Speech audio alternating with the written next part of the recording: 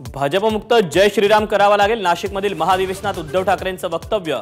महाराष्ट्र लढेल पण देश जिंकेल, ठाकरेंचा एल्गार।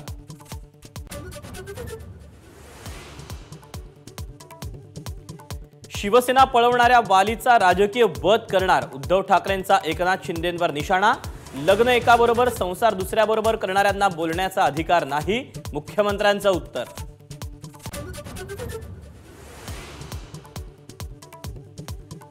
रामाप्रमाणेच उद्धव ठाकरेंचं धैर्य, शौर्य, संयम।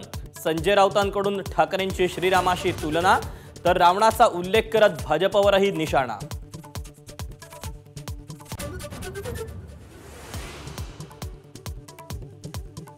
राम कोण आणि रावण कोण हे जनतेला माहिती आहे। काँग्रेसच्या मांडीला मांडी लावून बसणारे रावण वृत्तीची लोक। मुख्यमंत्री शिंदेंचा ठाकरेंवर पलटवार।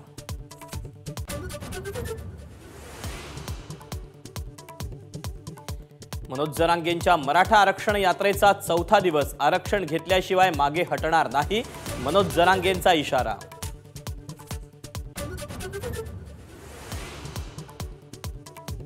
मराठा समाजाचं राज्य मागासवर्ग आयोगाकडून 23 ते 31 जानेवारी सर्वेक्षण। मराठा सर्वेक्षणाच्या पहिल्याच दिवशी अडचणी। गोखले इन्स्टिट्यूटनं बनवलेलं ॲप वारंवार पडतंय बंद।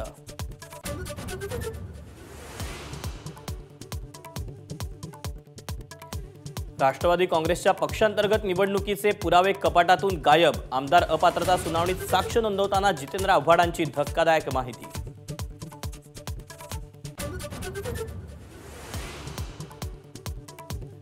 रवींद्र वायकर आज ईडी चौकशीला हजर राहणार नसल्याची माहिती। वकिलांमार्फत ईडीकडे अधिक वेळ मागितला।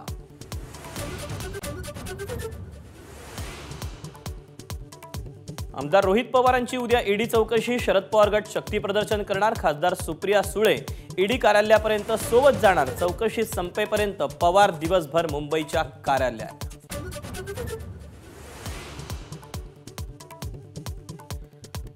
अयोध्येत प्रचंड गर्दी झाल्यानं योगी आदित्यनाथ तडकाफडकी अयोध्येत दाखल। गर्दीचं योग्य व्यवस्थापन न केल्यानं अधिकाऱ्यांवर संतापले योगी।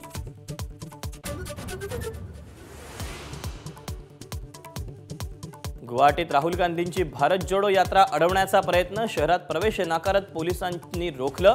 काँग्रेस कार्यकर्ते आणि पोलिसांमध्ये झटापट।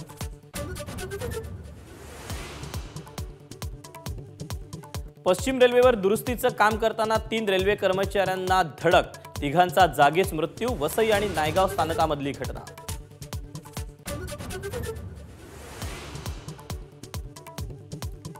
राज्यात पहिल्यांदाच मतदान करणाऱ्यांची संख्या 6,70,000।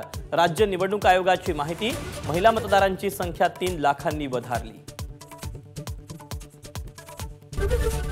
एबीपी माझा, उघडा डोळे बघा नीट।